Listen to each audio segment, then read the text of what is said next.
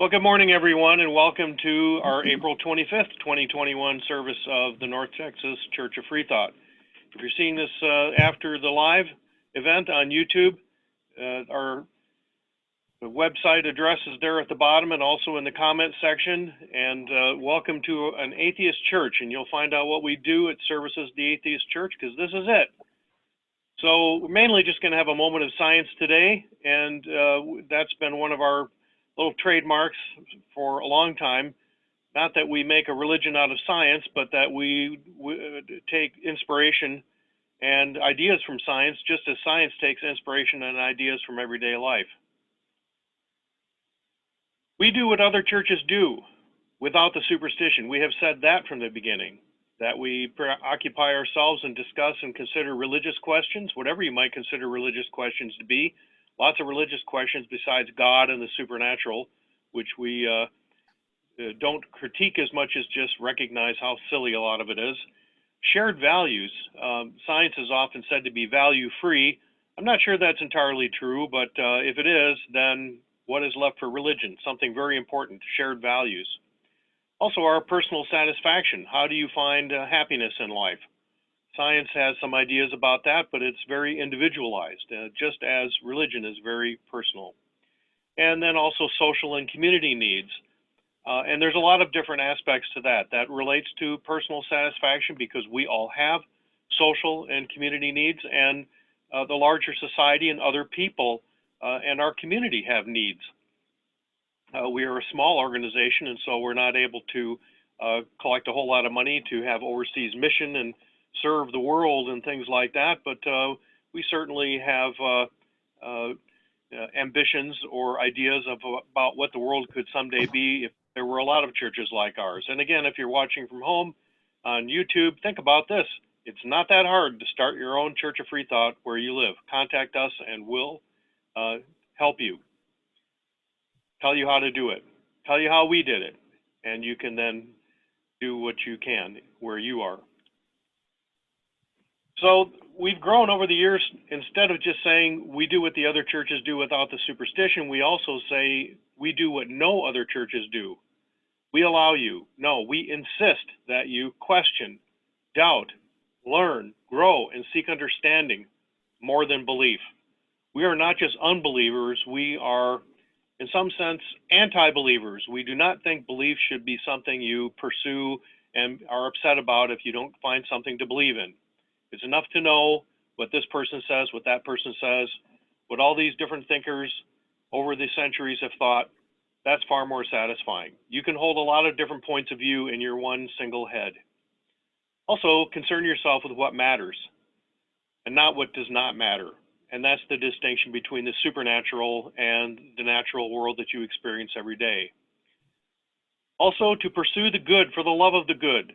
Don't look to be a better person or to do good things and avoid wrong out of fear of punishment or with the hope of reward.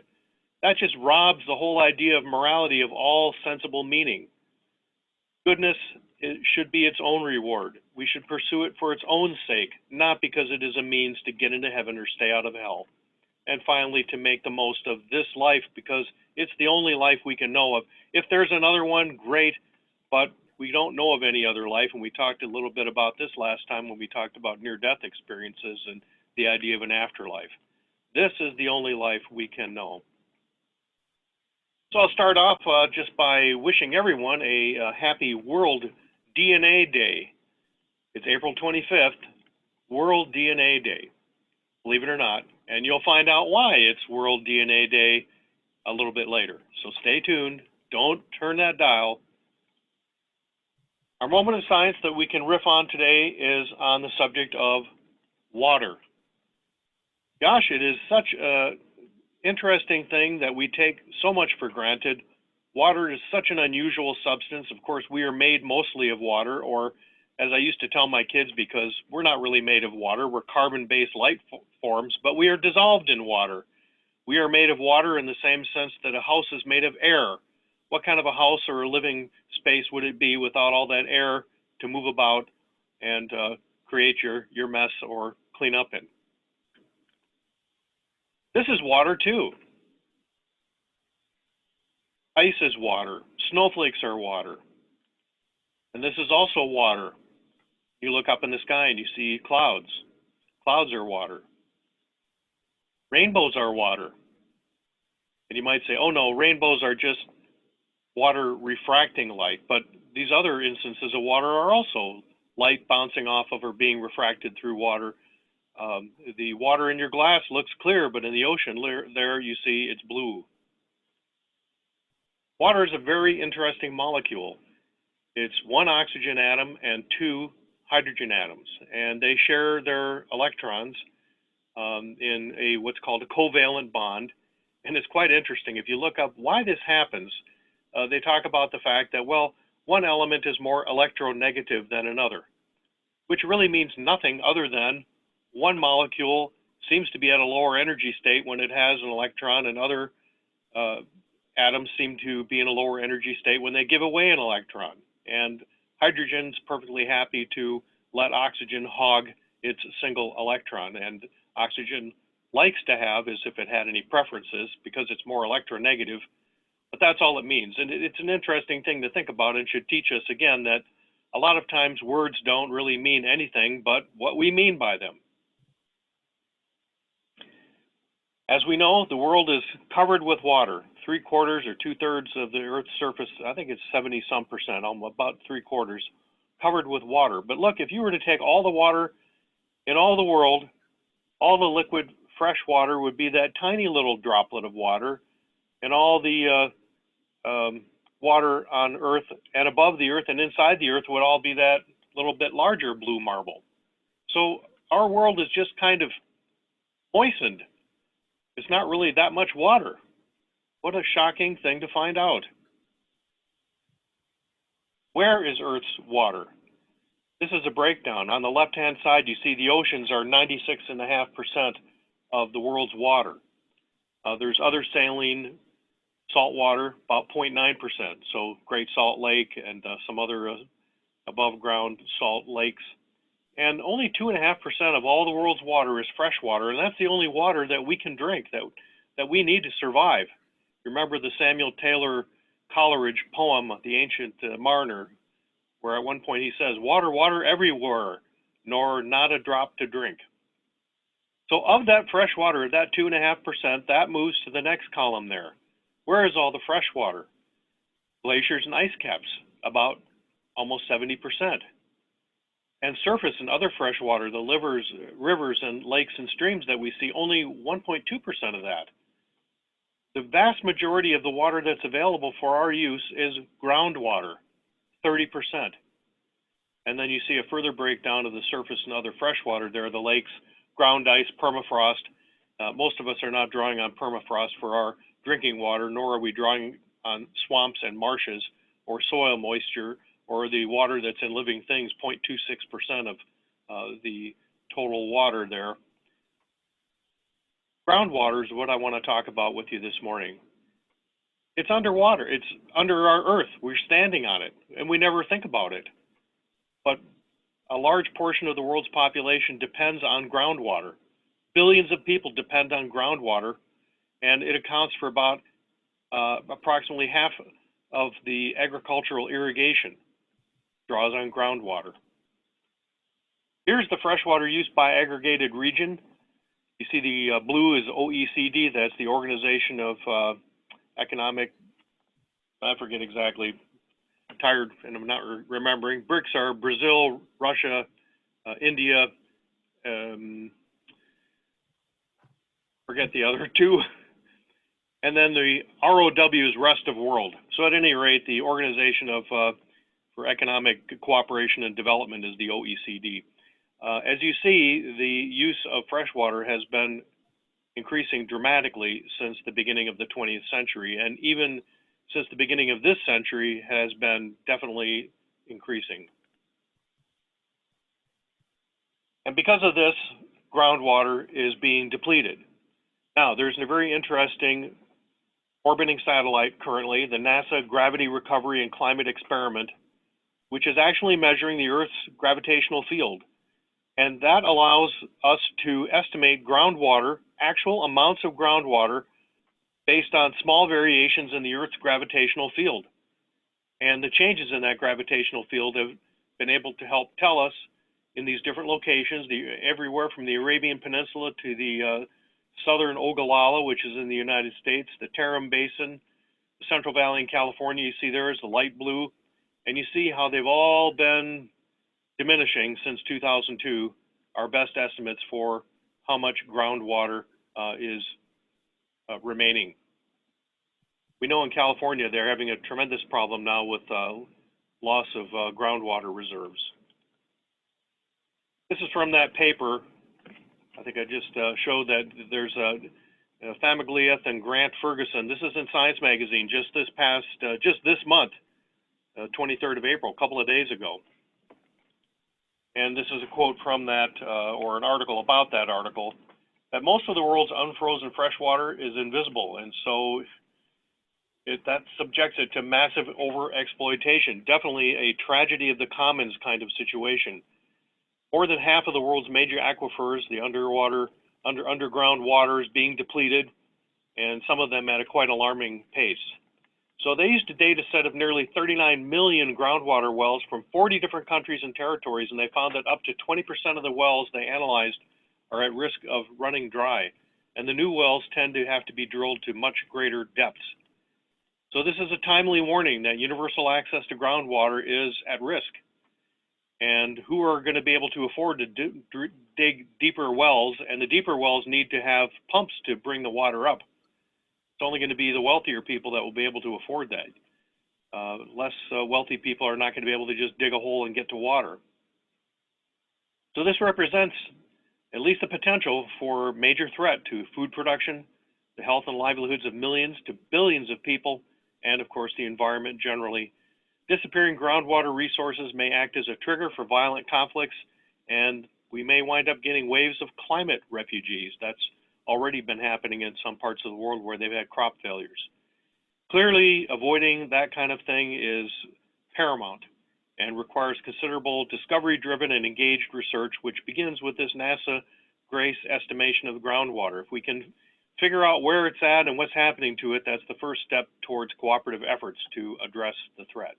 Not that government is the solution to everything, but everything has to be looked at. Everything has to be on the table. Most of the world's unfrozen fresh water is invisible. Oh my gosh, I put this up. Here it is. Here's the last quote I had, the concluding words of that, and I had a duplicate slide there. The consequences of millions of wells running dry and perhaps millions more in the decades to come, those are major threats, and it may act as a trigger. That's been your moment in science on water. And I think the take home from a religious point of view is not just, oh, we need to be good stewards of the planet's water, but also, in general, we take for granted things that we don't see. Things as important as water. Also the air we breathe, of course. We now have laws preventing people from just dumping any old thing into the atmosphere, but air pollution is still a problem that we have to grapple with. But think about all the things in your life, your relationships with other people that you may take for granted. It's not always worth getting upset with other people about one thing or another if it endangers your relationship with them on which you actually put more value than the fact that they didn't flush the toilet or whatever it may be. Just a reminder that our church is different, as we started out saying, based on this idea of Thomas Paine, who was a deist. Everybody back then who had any sense in their heads, or most people, were deists because there was a huge problem with explaining what was different about living things. The only solution anybody had ever thought of was the supernatural, which is not the case any longer. But this is what we're about, the North Texas Church of Freethought. We want to begin religion over again as an examination and exploration of subjective reality as compared to objective reality. If something is objective, if we can build machines to perceive it for us and we can all look at it and see the same information, then we can argue and try to make sense of it, and we call it science. But all of this personal, subjective kind of experience of what it is like to be human, what it is like to be our individual selves and everything that goes with that, what we call human qualia, that is what the real province of religion is about. And it's not something that's just a leftover after science. It's a critically important part of what it means to be human. Here are our principles. which I think echo what we talked about earlier. Reason as a tool of making sense of things, enjoyment to pursue happiness, appreciate and discover the good, and to love, exploring meaning and purpose. That is value. Both those last two things relate to value. We could definitely do an entire church service on almost each one of these words, including the descriptive words after the capital titles.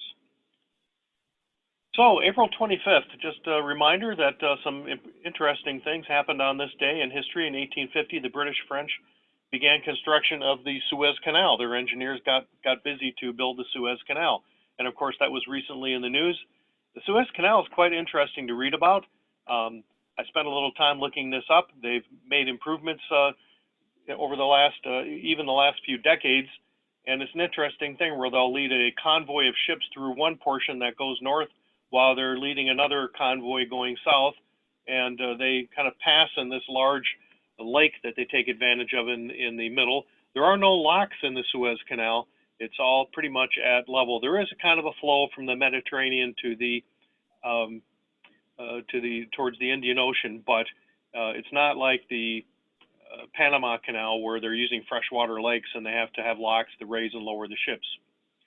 Now, in this year, on this date in 1901, New York was the first state to require auto license plates. Imagine what the fuss might have been at that time. Maybe even more than there is now about masks. Everybody had to have a license plate on their car. And here, the third thing there, this is why it's World DNA Day, because on this day in 1953, Watson and Crick published their article in Nature magazine. That's when their article appeared that discussed and presented the structure of DNA. 1954, another innovation. Bell Labs demonstrated the first practical solar cell.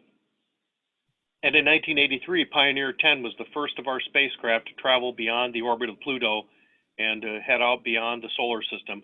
We last received a signal from Pioneer 10, was not really anything useful, but a signal that we knew was from Pioneer 10 on January 23rd, 2003. And as we move on to discussion, I love this cartoon. I haven't been able to find anything quite as incisive at it as this. We do not want to let politics and political subjects destroy civility. I don't think we have too much danger of having sex and religion mess things up, but politics is definitely something. But civility is such an important thing. This is something that is a lot more than just a perception. These are locations where people typically experienced incivility on the road, number one tied with number two while shopping. So remember, you go out on the road, you're shopping, that's where you're most likely to run into incivility, and on social media is almost up there too. In fact, one of the, I think it was the DFW atheist just today, somebody was calling somebody else an SHIT head. Not nice. Look at how high it is at work. About a third people encountered incivility at work. School, pretty close after that. At a house of worship, only 7%. That's the lowest. So I guess churches do, because of shared values, probably have the least civility. Or maybe people are just thinking more about civility at church, so there's less incivility there. Maybe 7% is, maybe that's a little bit too high for a house of worship, for a church or a religious organization. 7% of the time, oh my gosh. Well, I guess we do have it sometimes here when we had our collection basket, our rainbow colored box. I would see people all fighting over who's going to be the one to get their money in there. 16% of people, surprisingly, reported in this poll that they had not experienced incivility. But those who have encountered incivility have encountered it frequently. I guess these are people that are out in the world. They're not sitting in their rocking chair on the front porch. In 2016, 6.2 encounters per week. And look, now it's 10.6 as of 2018. I didn't find a 2021 figure, but this is not good. Incivility is increasing. Only each of us individually can do anything about this. Call it out in a civil way when we do see it, but most of all, try to catch ourselves and not engage in incivility ourselves. Very interesting quote from Janet Yellen, former head of the Federal Reserve. who said that listening to others, especially those with whom we disagree, tests our ideas and beliefs. And that's tests in the sense of the old meaning of prove. It puts you on the spot. It forces you to recognize with humility that you don't have a monopoly on the truth, that there are other points of view, and that those points of view need to be appreciated for what they are. Because if you understand them, then you might improve your own point of view and put things in a better perspective. Incivility hurts everyone, and it especially hurts those who engage in it. Angry people are not people who can think clearly. So when we encounter people who are practicing incivility, we have to kind of have a little forbearance, and as I said, try to address that civilly, but realize they're the ones to be pitied, if anything, and let's not get let their incivility infect us, which I think we see happen all too often. Remember, we are embodied minds, that our body language, our posture, voice, and physical behavior all are clues to how other people are feeling and also clues to how we are feeling. And we need to track our emotions, because nothing can mess up your thinking more than losing the ability to think clearly through emotional reaction. And then finally, and I really should have put that at the beginning, but I didn't want everybody fighting. There's the rainbow colored box, similar to the rainbow colored box that we had at church when we met physically, where everybody gathered around to shove all their money in checks and diamonds and negotiable bonds in there. It was a real fight to, separate people and make them be civil to get that in there. But so much easier now, because you can just go to our website there, www.churchoffreethought.org. And Greg, thank you. You recently made a donation through PayPal.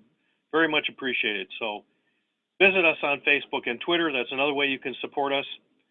We don't have a lot of high traffic there, but it's nice to get notices perhaps when something is posted or put out on Twitter. But you can promote your values. These are your values, not just our values, but your values too, by supporting the NTCOF, because we can do together so much more than any of us can do on our own.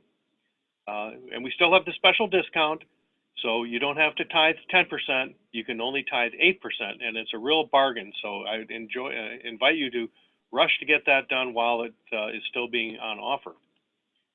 Join with us in promoting facts and reason, and especially celebrating doubt. We don't just reject the supernatural, we embrace the natural, but also have, I hope, a lot of humility and curiosity and wonder about things, because it is definitely true that science has not figured everything out yet. And of course, a lot of religions have not figured out much of anything at all. Demonstrate your commitment by being the future you wish to see. A great principle from Mahatma Gandhi, who was not a saint either, but as we've said before, great people sometimes have great faults, but sometimes also have offered tremendous ideas of wisdom. So thank you very much and good morning. And we'll move on to question and answer and discussion, talk about anything we've just talked about or your own ideas about things.